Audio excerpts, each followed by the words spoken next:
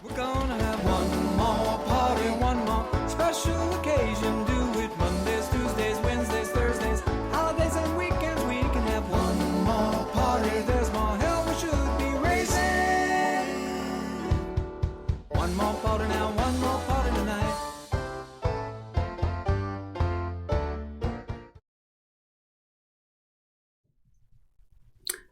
Hello everyone and welcome back to the bizarre world of Miss Paintalot.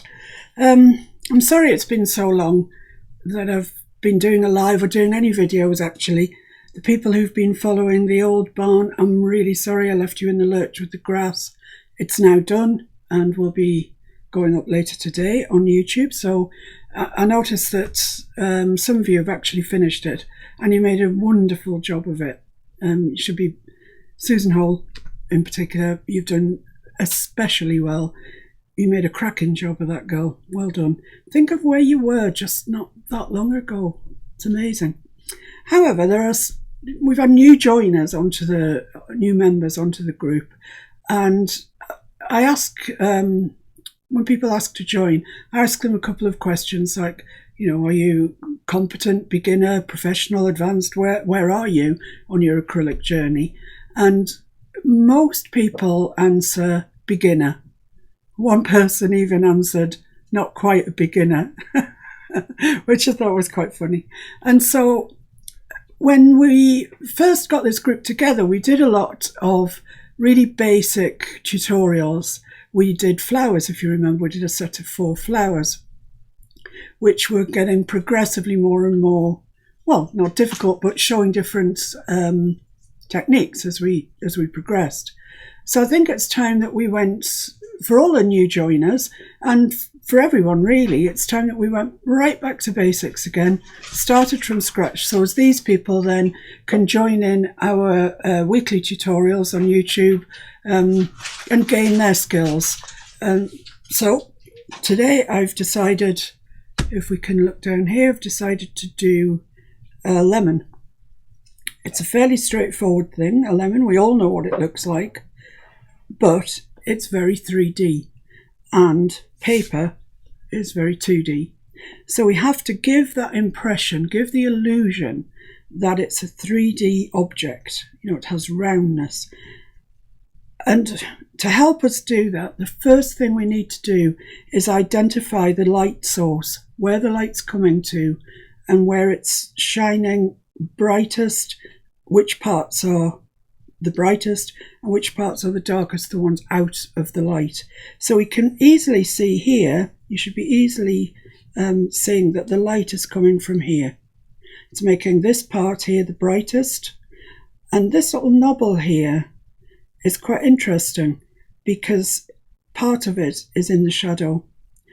And then we can see as we go back towards the back of the lemon, which is in the furthest away from the light, we go through this series of darkening shades until we get to the darkest one. And you can see also that I've taken this on against a white background and a white board because I didn't want to have anything complicated for us to have to paint in. But you can see that on the board that it's standing on, it's cast this shadow. There's no shadow here because this is where the light's coming from. But as we get to here, it is casting a shadow, and it's casting that shape of a shadow. So that's relatively straightforward to paint, and I know a lot of you can now pick your brushes up and get on with that and you'll turn out a good job.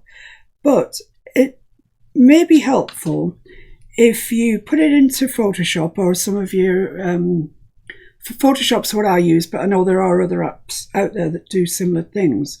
And this is what I did. I applied a filter to it. I lightened the whole thing up actually first, and then I applied a filter to it called, I think it was called Colour Blocks.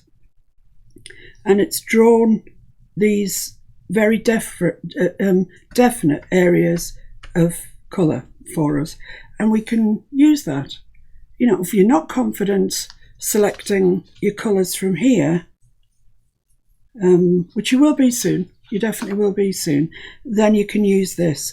and it even gives the colours in the shadow, which we couldn't see in here. We could just see it was kind of one shadow really. And just to help us on our way, I've actually printed this out in black and white as well, and it makes it really obvious then. It takes all the problems you might have with colour out of the way, and it just gives us the basics that we need. It's light here, you can see it's actually white there. Coming to this lighter grey area, mid-grey and darker grey, but there is still yet a darker one, and that's right in at the base of the lemon. And that's important, that very dark bit there, because it grounds the lemon. Otherwise it would just be floating around. I would give the impression it was just hanging around in space somewhere. So this was my version that I did earlier today.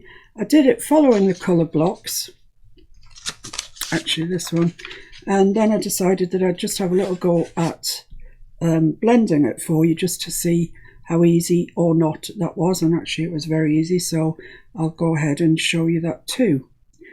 So first thing we need to work out is what we're actually going to be painting it on.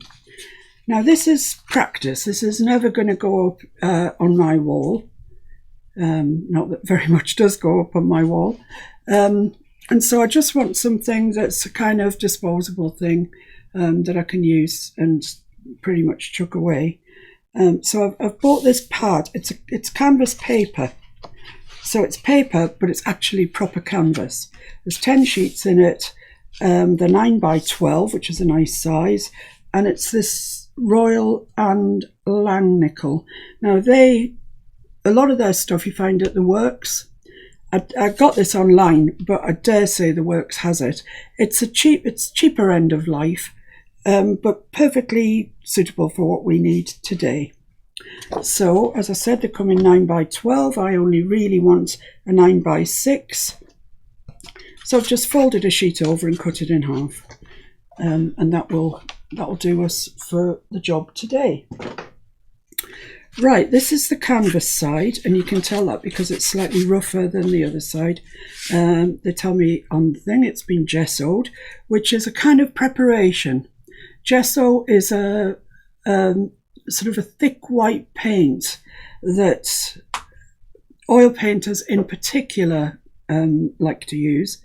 I like to use it because when you paint it on your canvas, it fills in all those little dots that you get with canvas, and you get a much smoother surface to work on.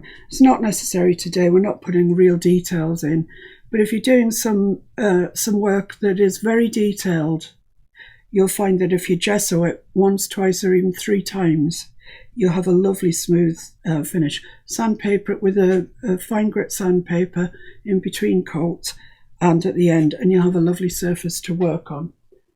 I haven't gessoed this, but it's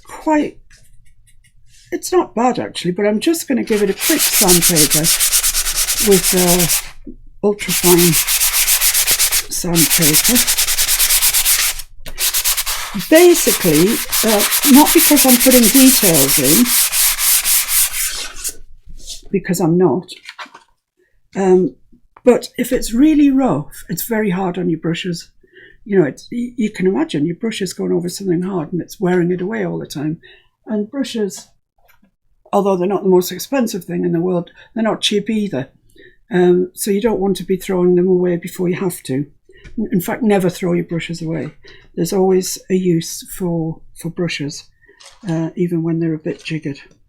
So that moves us on to our brushes, really. And the brushes I've chosen today to use are ones I use more than any others, definitely. They are the Daler-Rowney System 3 made for acrylics. This is a 1/2 inch angle shader, and you can see it's not square on the end. It goes in, and that's called an angle shader, and it makes it very, very easy to get into angles. This one is its little brother. It's much older, so you can see it's gone a bit fluffy. Same make, whatever, but it's a 1/4 inch angle shader. And out of all the brushes that I own, and I do own quite a lot of brushes, this 1/4 inch angle shader is my go-to brush. It will get you out of any trouble almost anywhere. There are other brushes that are quite essential, but we'll introduce those as we come to them and as we need them. These are the ones I would say, if you just have enough money or you're not sure that you want to do acrylic painting, I would buy these. If you buy cheap brushes, you're probably not going to get the results that you want. It's difficult, even as a professional artist, to get the finish that you want with cheap brushes. The hairs splay out, you can't get good lines. So invest in these two, and then maybe more as you find that you really like what you're doing. Let me just go through the sort of, the names of bits of the brush. This metal bit here is called a ferrule. This edge here is called the chisel edge. And on a new brush, it will be sharp and straight, a really straight line. On these brushes, because they've got angles, the longest pointy bit is called a toe, shorter bit is called a heel. And that's pretty much all you need to know at this stage. Probably all you need to know ever really about brushes. Right, so the next thing that we want to do is to get our lemon onto our canvas that we're going to paint it on. Now, if you want to, if you feel able to, draw it on. I have no problem with that whatsoever. We, as a group, are a painting group. We are not a drawing group. There are many, many, many drawing groups on Facebook. People turn out the most amazing work. But we are about painting. So, with that in mind, we don't need to be able to paint out this lemon because we're going to transfer it onto our canvas. And the way that we're going to do that is by using this magical stuff. It's called Saral, S-A-R-A-L, and it's transfer paper. Now this is a pack, it's available on Amazon. I think it comes with 5 sheets, if I remember rightly. Yeah, 5, and they're 8.5 by 11 sheets, and you get different colours in it. You get yellow, you get red, blue, white and grey. So depending on what your background is would depend on what colour excuse me, what colour transfer paper you're using. If you're transferring onto a black canvas, for example, you might want to use white or yellow. You make the decision. Now, if you paint over this, you can't remove it because it's underneath the paint. So take care when you're painting just to paint either up to the line of the transfer, or if it's a suitable colour, paint completely over it so it's disappeared. But if you just paint up to it, then once your painting is dry, if you take a damp cloth, it just comes off effortlessly. So as I say, it comes in these sheets, and it also comes in a huge roll, which is I can't remember what size it is now. What size is this? 12 inches by 12 feet. Oh right, oh yes. One roll is 12 feet by 12 inches.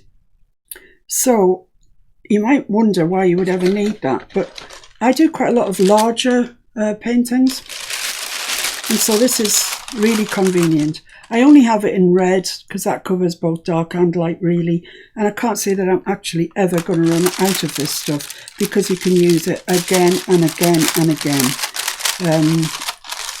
You can see there perhaps where I've been using it.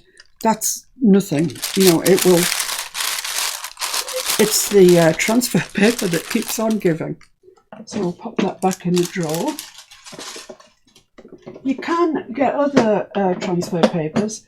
I think there's one called Frisket, is it called Frisket? Which is just a graphite grey, but it tends to blur a bit on me. I'm not so keen, although it does the job. Where you've rested your hand, for example, you'll get a big splodge on your canvas. So you just have to be a bit more careful with it. Okay, so we've got our canvas, got our picture, got our transfer, got our brush. Doing well. So in order to transfer this, I'll show you what I do on larger pictures. It's hardly necessary on this one. But if you're doing a big or even a small picture that's got detail in it, you may want to keep replacing this so that you can draw out sort of more detailed stuff as you put more and more background in. And so what I do is I take a bit of masking tape and I stick it down the edge of my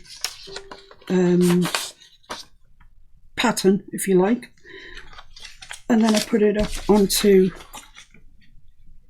line that up perfectly there, and fold the masking tape over like that. Fiona Foster says hi. Hi! I don't think you need to watch this, Fiona. You're the most accomplished artist I know. But it's nice to have you. Thank you. So now what we've achieved really is a hinge. Every time we put this pattern back over onto the canvas, it's going to be in exactly the same place, because it's really fiddly trying to line it up if you haven't done that. So there we are, we're progressing. Now what we need is the transfer paper to make a sandwich in between, and you put it so as the more coloured side is down, facing down. So I'll just pop that in there, pop my pattern over the top, and then you transfer around the outside. You draw a line around the outside which the paper will transfer to your canvas. I will say, if you are using canvases like these, stretched canvas, the Surreal needs a bit of help, because there's so much give in the canvas that it doesn't transfer very well. So what I use actually is magic sponges, those white magic sponges, and 2 of them just fit perfectly into these 8x10s. So I put them in to form a bit of resistance so as I can draw, transfer it over. I'm full of tips today. Right, so let's just, you can see I've already done this. I've drawn over the lines once before. So just literally drawing around the shapes that the Photoshop gave us to demark our shade zones.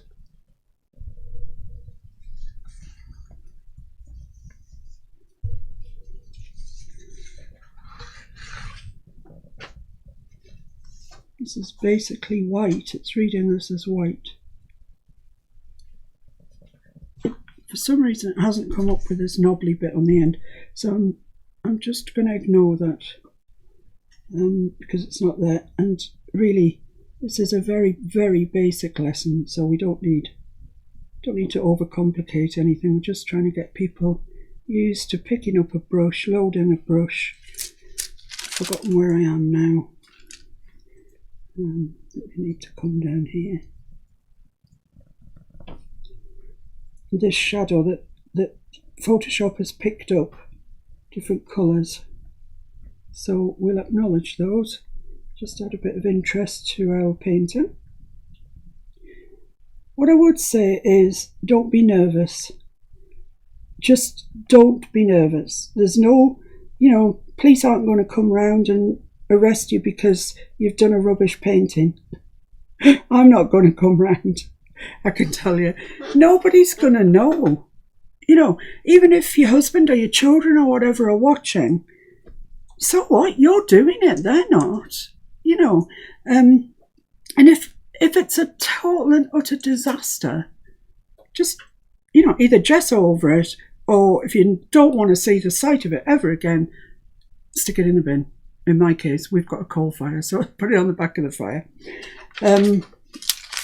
So there you are, I've transferred that. I'm not sure how much you can see of that actually. I purposely used yellow, and I know it's not going to show up terribly well for you. guys. But there we are. That's the lines. They're transferred. I wanted to use yellow because obviously the lemon is yellow. So that's us finished with that. Right, now then to move on to paint, to the actual paint that we're going to use. Well, what to tell you about paint? There are so many brands out there at all costs. A lot of people, some professionals, use craft paints that you can buy from Hobbycraft or Hobby Lobby or wherever, and they get results that they're very, very happy with. I don't like using craft paints. I just find them a bit clumpy and not so easy to give me the results that I want. And I have tried an awful lot of different acrylics just to get the results that I'm after. I used Sennelier Abstract for a long time, these ones, Sennelier Abstract. And for a long time I was quite pleased with these, but I have noticed of late when I put them out, I don't know whether it's because of being opened and closed, whether they've been kept in a warm environment, I don't know what's wrong with them, but I can't get them to go on very smoothly onto my canvas. It doesn't seem to matter what I do. Spray the canvas, spray the paint, it just doesn't want to go on. So I've been searching for other brands. A lot of the professionals that we know use Golden Heavy Body Acrylic, which is where are we? This one. This one. That's what this looks like. It's Golden Artist Colour, and that's their flagship, if you like. It's their flagship brand, the Golden Heavy Body, and it's what you'll see an awful lot of people use. I like it. There's nothing wrong with it. It's quite expensive, so if you want to go out and get all the sort of different colours and whatever, it's going to cost you quite a bit of money. So, in an attempt to find something that's not so expensive, I tried this. Now, this is Jackson's own brand.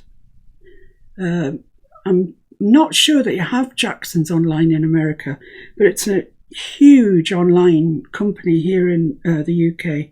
And they do a Jackson's Artists acrylic, which is in the same price bracket, maybe a bit cheaper than Golden. But they also do this Jackson's Studio acrylic colour, which is not... they say it's good quality, not excellent quality, like they give Golden and their own professional artist stuff. But I've used this. I've got some and I've used it, and I must tell you, the coverage is great. It goes on beautifully. It's described here as a heavy body. I don't know if yeah, okay, that's what they say, but it's not the heaviest of bodies, put it that way. Heavy-bodied, highly pigmented, pure acrylic colour with no fillers. Dries with minimal colour shift to a vibrant satin finish. The best priced studio safe acrylic on the market. I've got no reason to doubt that. I really like the stuff. It's not expensive, and so it is my recommendation, which is quite a big thing to say, that you start building up your supplies with this Jackson's Studio acrylic colour. I like it. It mixes well, it plays nice with other paints. Can't say anything wrong with it, really. So you'll find a link to Jackson's on my page, and if it's the first time you've ordered from Jackson's, you get 10% off, which is not to be sneezed at. Right, this brings us to the colours that I'm going to be using today, and I'm a bit sort of hamstrung, really, because the studio here that I paint in has got a coal fire in it, and it's on today despite it being the middle of June, because it's blooming cold outside, which then means that the air in here gets very warm and very dry, which dries out acrylics quicker than you can deal with it. So I'm using a different paint again, called Golden Open. And the open refers to the fact that it's open time. The time that you can work with it has been extended. So it's not that I'm particularly recommending these, although they are wonderful. It's that with my circumstances, these are the best option for me. And I would think perhaps if you lived somewhere like California, New Mexico, Texas, even wherever, Australia, Kerry, these might be something that you might think about looking into. You can buy a wet palette, which I'll show you next time, put them out onto it, and well, we know for a fact they last 7 weeks and are still going strong. So saves you wasting paint as well. So there you are. That's just an aside. I'm not suggesting you go and buy these. They're expensive, gorgeous, but expensive. Right, so after all that ballyhoo, let's get down to painting. So let's just have a look at the colours we've got. I've put out primrose yellow. I haven't got a golden opal and lemon yellow, but this seems quite lemony to me. I've also put out yellow ochre. Now these colours, they go across the whole golden range. So if you've got heavy body, they'll be the same name, and burnt umber. So it's those 3 colours for the lemon and the shadows. And I've also got out some titanium white. Look at this enormous tube of titanium white. It's almost laughable. It's so huge. Anyway, that's that. Now, should you desire to mix colours, I beseech you to mix them with a little spatula, a little artist's knife, palette knife, because if you mix them, and I do it, we're all guilty of it, we all do it, but if you mix it using your brush, you tend to push the paint up into the ferrule, and then it dries, and then the brush won't lie nice and flat for you again. So if you can possibly remember, use the little palette knife to mix your colours with. But our first one, we don't need to mix. Well, the first little bit is white.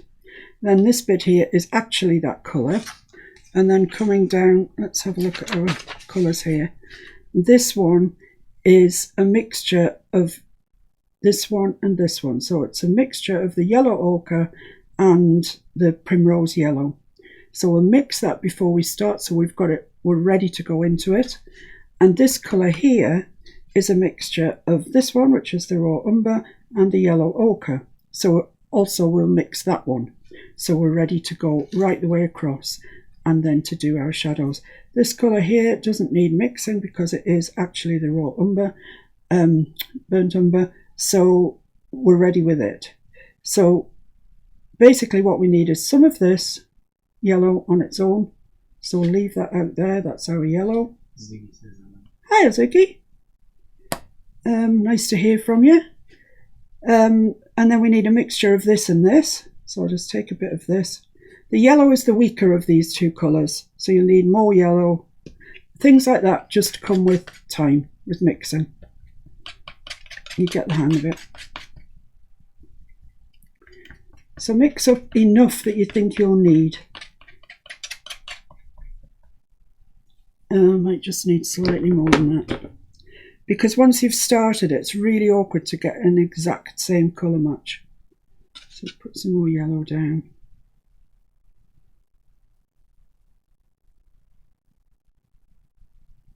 A little bit more of the yellow ochre, because we need some as well for the next mix that we're going to do.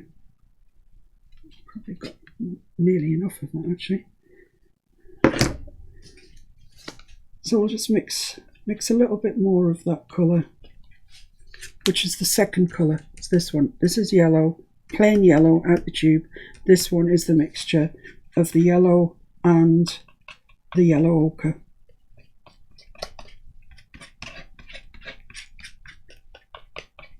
So mix it with your spatula, your painter's knife, and when you've got it mixed, push it all together, as together as you can, because that way then it sort of keeps it wetter for longer than if you've got it just spread out all over your palette, whatever you're using. Now the next colour is this colour, which is a mixture of this one and a little bit of this. So let's mix that.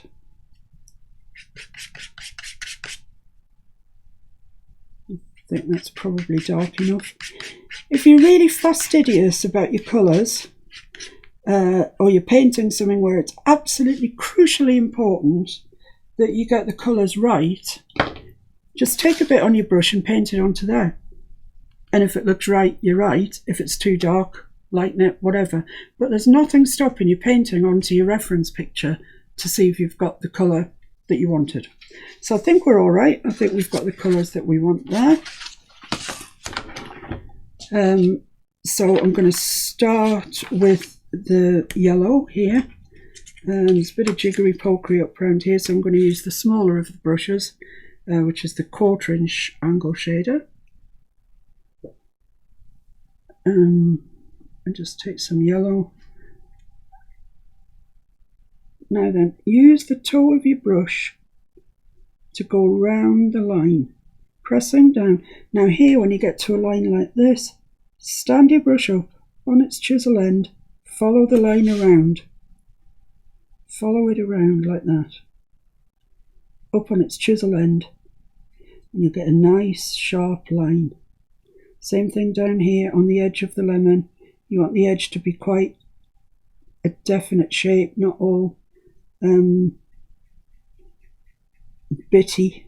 So make sure you've got enough paint on your brush. Very often that is the problem, that you haven't got enough paint on your brush. You know, you can't paint if you don't have paint on your brush. And I know, I really do, that the feeling is that you don't want to put too much paint on your brush because you're going to waste it, or it's not going to go right. Believe me, if you haven't got enough paint on there, it isn't going to go right. You're going to get a very untidy look. You'll have bits where you've got the paint thicker, bits where you've got it thinner, and it won't look very nice. So I think this primrose yellow is really quite a good lemon yellow. So I'm using the toe of my brush. Now I'm using the chisel because there isn't room to get my whole brush in there. Now I'm using the heel of it just to push into there. Just load my brush up again. I'll show you in a minute how to load your brush. So I'm just using the heel just to push in. And here I'm just using the heel, following the line around with the heel of my brush.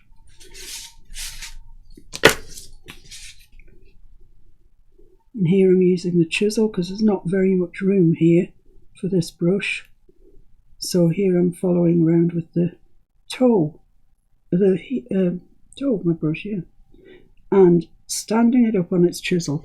Not quite enough paint there. When you load your brush, pull it through the paint 2 or 3 times, turn it over and do the same on the other side, and then you'll have a nicely loaded brush. So let's follow that line around on our chisel point.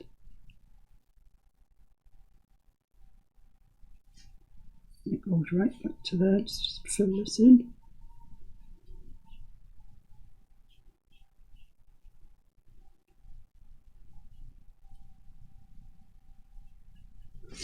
So we've got a little thin strip here.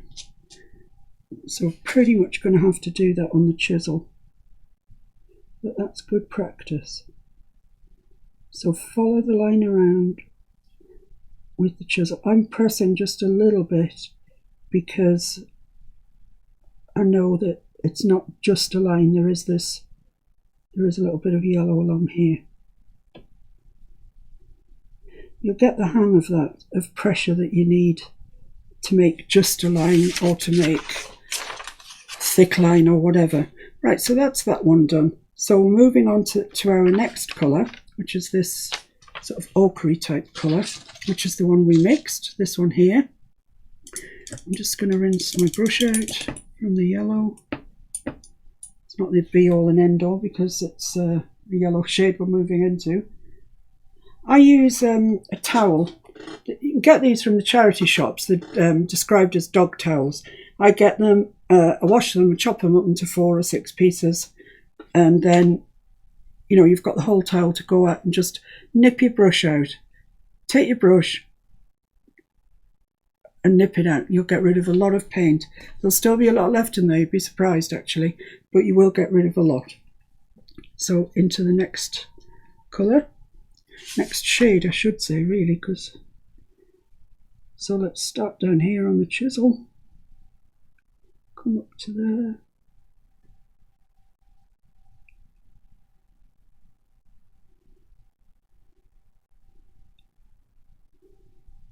This is quite good practice for you guys, I think. You can't go that far wrong, I don't think, but if you do, you know, just start again.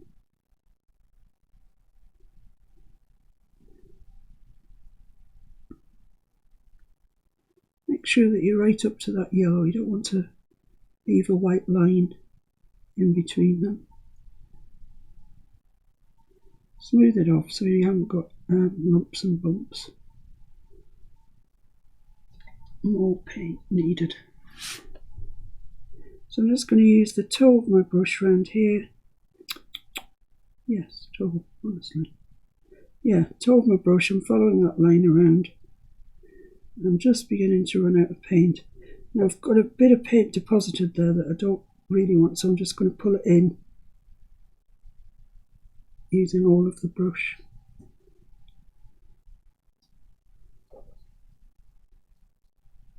Don't go over it too often, but you do want it to look nice and smooth.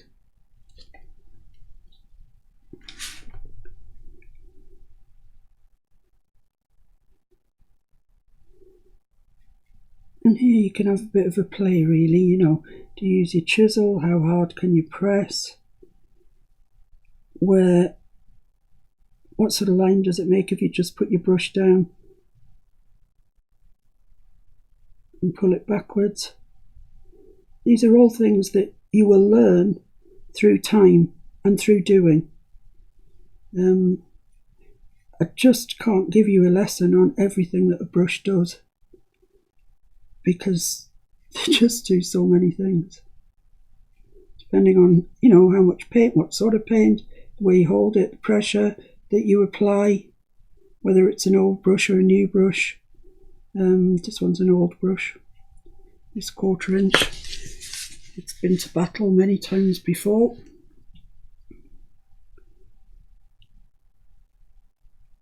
But getting the hang of using your brush up on the chisel is a really good thing to do. Oh, hello. How are you doing? Bet you wish you were over in France or somewhere nice collecting things rather than sunny Northumberland.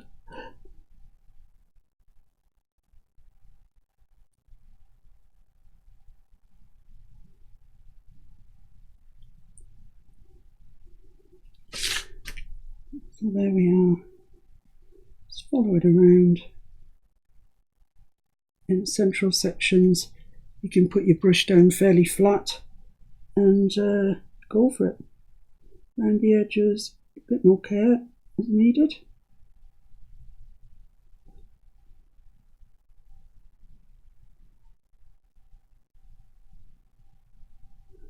Okay, so that's not so bad. Now what I meant to do the last time and forgot when I had the lemon yellow was to put the shadow, do my shadow colour as soon as I've got it on my brush. So this is the third one in, so that's this one here. So I'll just pop that in as soon as I've got that colour on my brush.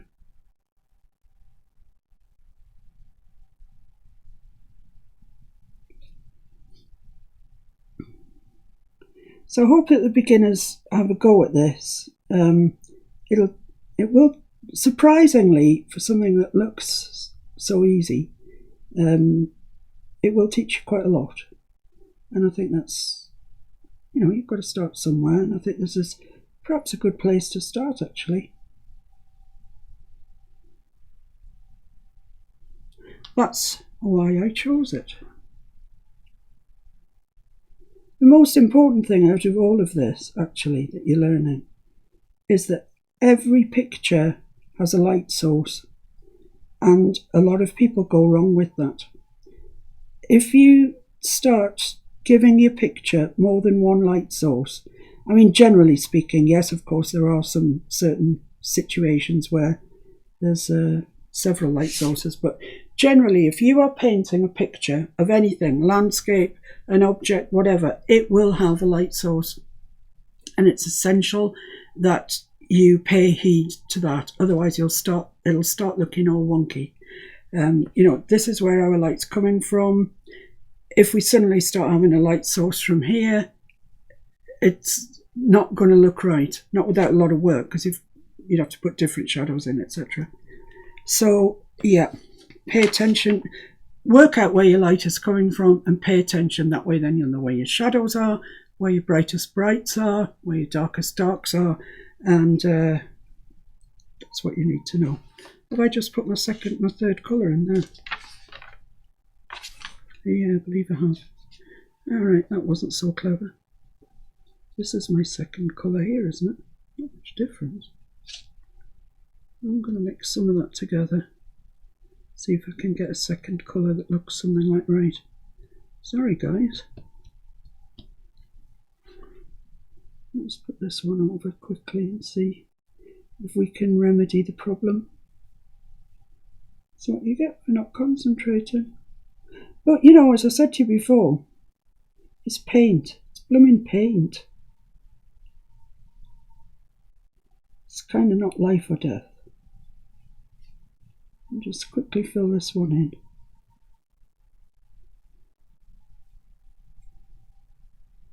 With this sort of mid colour now. Should have been a bit lighter, but it isn't.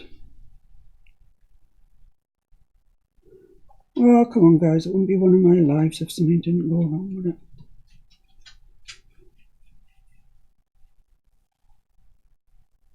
Let's face it.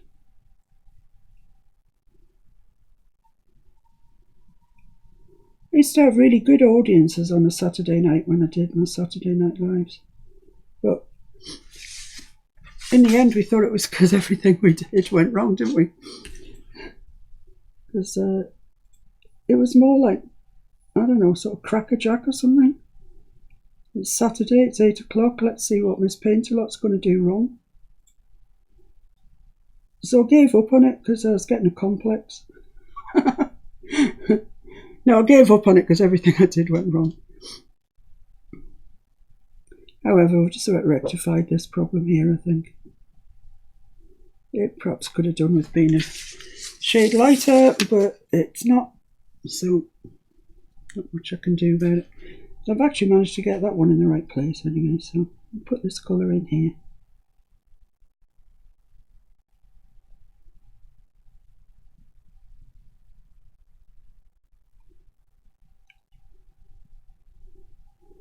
Now this you're going to have to put up on your chisel, I think, because it's quite a thin line. I need a bit more paint. 10 out of 10 if you spotted that I was going wrong, and if you did, why didn't you tell me? You should be watching me and telling me when I go wrong, because you know guys, I'm going to do it. Right, so we're onto the now onto the darkest shade, which is now I think going to have to be darker than that, because well, it's definitely going to have to be darker than that, otherwise I won't have a shadow. So it's this one here, and some of this. So let's see what we can mix up. See, I'm using my paintbrush. You shouldn't be doing that, but I am. I don't know if that's too dark. Maybe alright. Give it a try.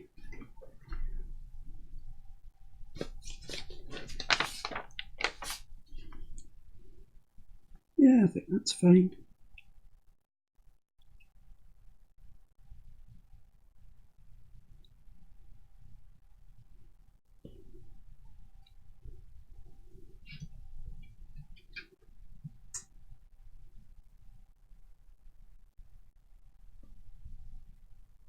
can't mix this very well, as you can see. It's mixing on the canvas. But that's alright. This comes down like this. It joins up with those shadows there. There isn't a gap between the lemon and the shadows. Take note.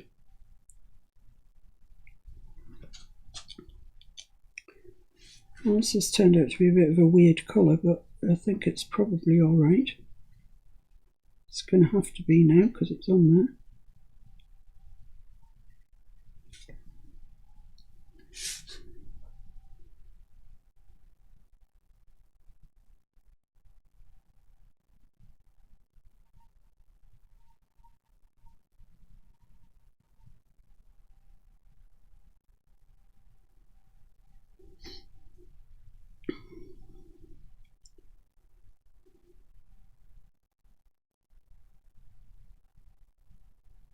So just take care and use the toe of your brush and the chisel of your brush to get round into those awkward little sort of corners.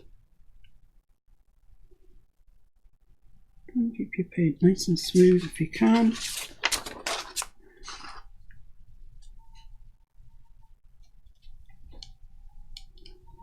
Even the opens tighten up in this heat.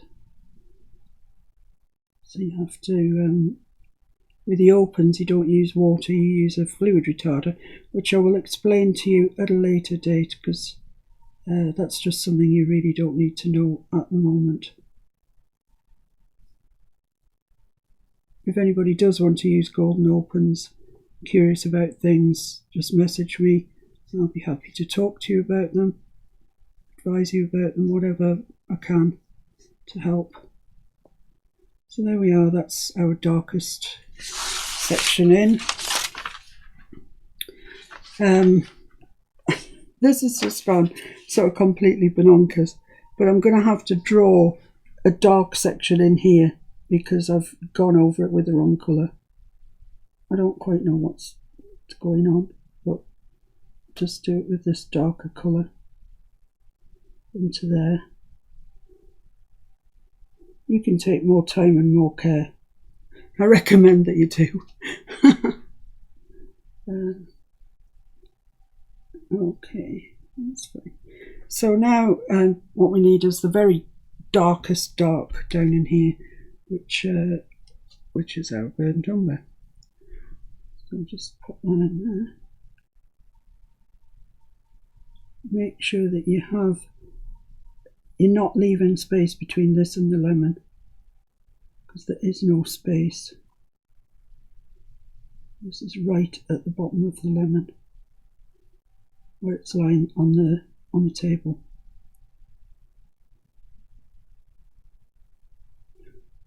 On the white piece of card that I was using, to be more exact. Right, so the only thing that we've got left really to do, basically, fundamentally, I should have put a little nobble on there. It's got a little sort of sticky out thing there. So I just need some more of that very light primrose colour to do my outer ring of satin here. No, it's not satin, it's just a shadow.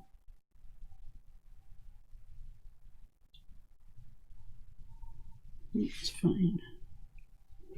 Now, we've almost finished, and yes, you have painted a lemon. There's no doubt about it. And if you've been more careful with your colours than me, you'll have a better looking lemon than me, for sure. But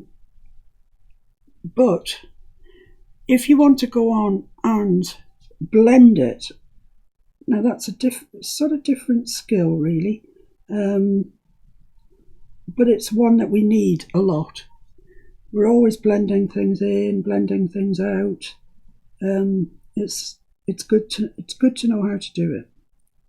So I've just finished this little piece. I need the toe of my brush in there to get that bit.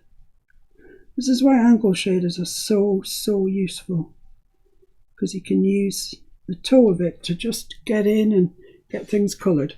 Right, so that's our lemon. It's looking a bit savage, to be honest with you. That's the one I did earlier today with the shades in the right place, and it does look much more like a lemon. However, let's go back and talk about shading a little bit. Let's put some titanium white out, because that will mark where our light source is coming from, which, as I keep telling you, is absolutely fundamental. Still got quite a lot of paint on my brush, but hopefully it'll be alright. So it goes here. There's a sort of section here where the light's hitting it, and it is very, very light. So I've put that in. I'm going to take the paint off my brush, and I'm just going to go round the bit that I've just painted.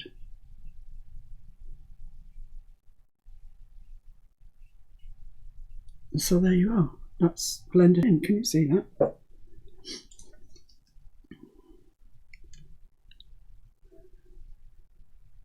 You see that? It's white, but it's blended in. I think we'll leave the camera there for a minute.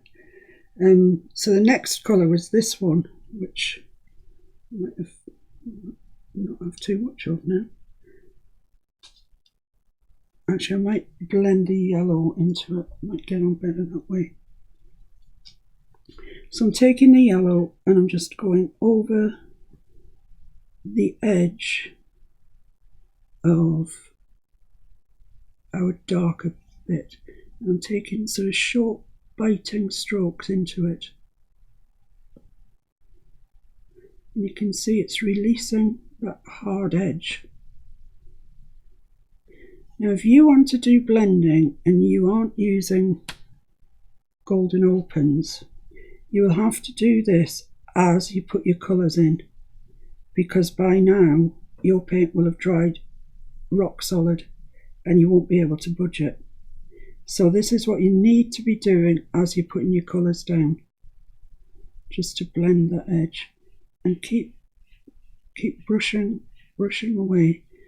I mean, this is a particularly awful one because we've got a colour in there that we never should have had, but we still can blend it somewhat.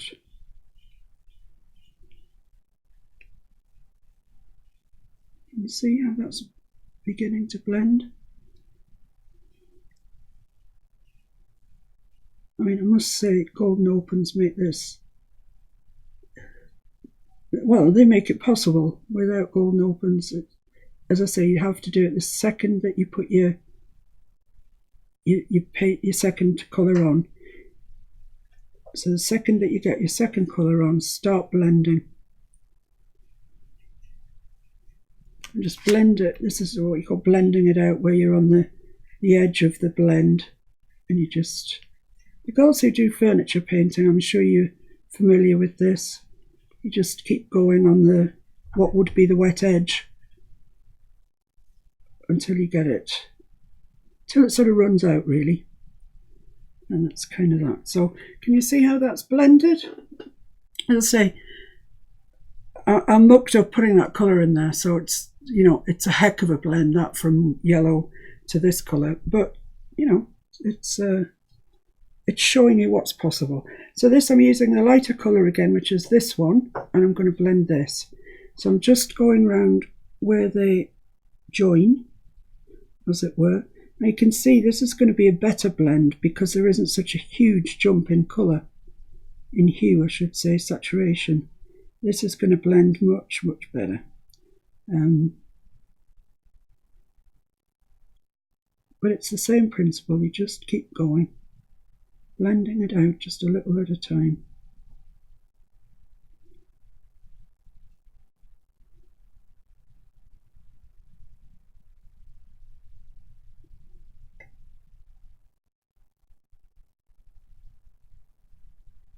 So there we are.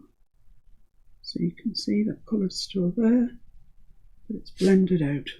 You can see that?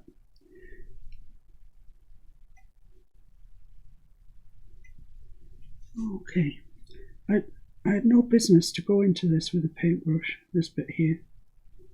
But now I have, I've got lines, but never mind. There we are. So that leaves us with this. And now, because the lemon looks quite nice, this looks very, very harsh.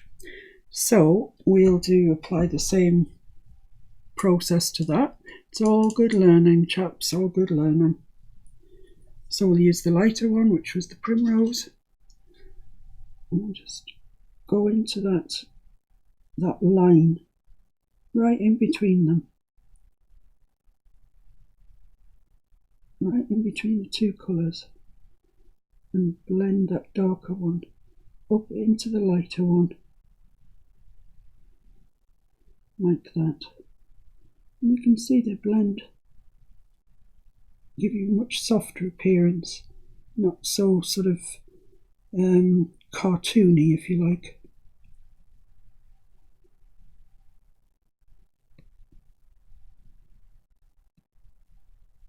So I think that's a good lot better. There we are. Okay, so now on to this one, I think.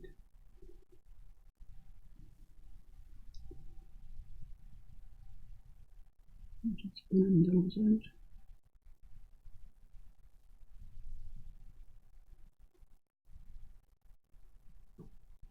Doesn't it, you know, the fire here is just so warm that even these opens, which stay open forever, well, not forever, but for a long time, even they are beginning to tack up.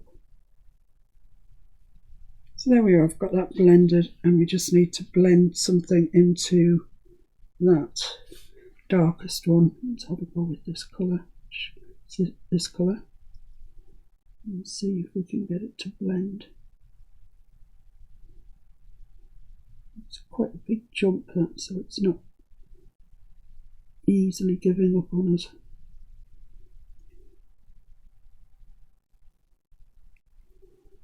Let's try a little bit of that and see if it, yeah, that might be better.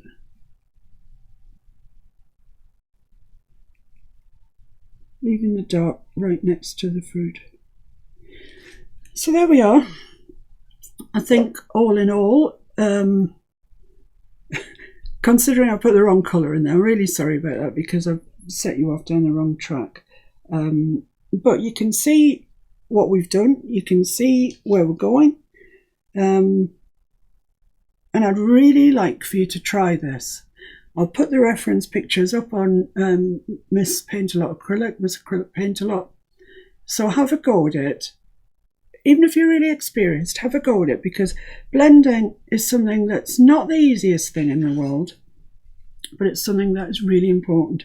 You can see with this one where I used the appropriate colour, it's blended much more smoothly into that. So I made a much better job of that and made a bit of a dog's dinner of that one. But never mind, that's what happens, it happens. So that was there was our lemon. There's our black and white version. Well, no, we used the cutout first, and then I printed it out in black and white so you can see clearly the colour gradation. And around here. And then let's look at this one because it's nicer. Put the colours in and blended them. Because I'm using Golden Open, they stay workable for that period of time. If you're not using Golden Open, then as soon as you put the second colour on, so you've got two colours together, that's when you need to blend, but in exactly the same way as I've just shown you.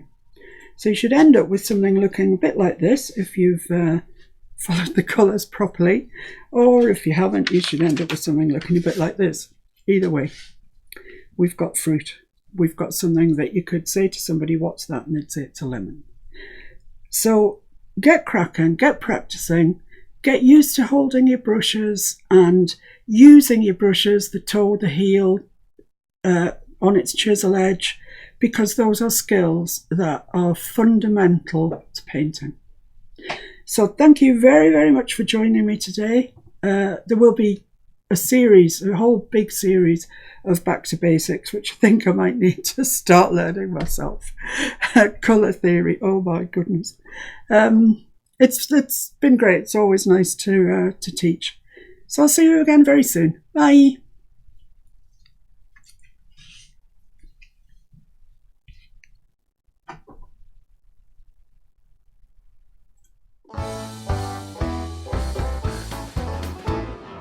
Me and the boys was sitting around drinking, we was talking about things that we was thinking, when all of a sudden what comes out of Bill's mouth? Said I'm getting old and fat and slow, and I don't recover like I did before from nights of rabble, rousing and too much fun. Well, I looked around and we all agreed, and I had a drink and I ordered 3, and I staggered back to do it all again. And we made an oath on a rum and coke with the best intention, I'm sure you know, that we would stop this living in excess. We're gonna have one more party, one more special occasion. Do it Mondays, Tuesdays, Wednesdays, Thursdays, holidays and weekends. We can have one more party. There's more hell we should be raising. One more party now, one more party tonight.